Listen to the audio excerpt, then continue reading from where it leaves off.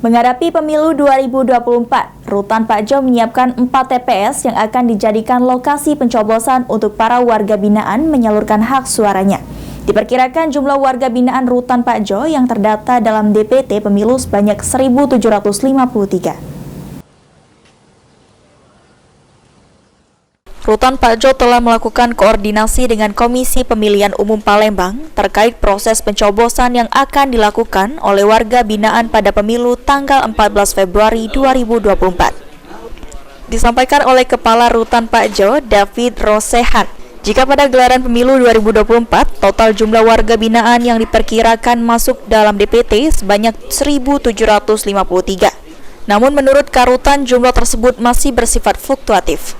Dengan jumlah DPT tersebut, menurut David, Rutan Pak Jo akan mendirikan 4 TPS khusus.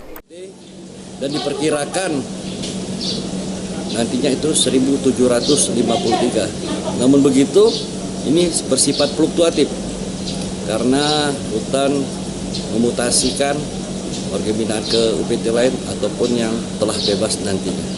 Pak, dengan jumlah segitu rencana ada berapa TPS mungkin di sini? Untuk sementara, untuk gambaran biasanya itu 4 UPT TPS khusus yang digunakan guna menyalurkan hak suara.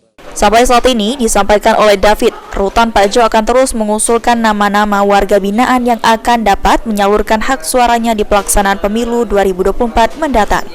Firman Hidayat, PAL TV.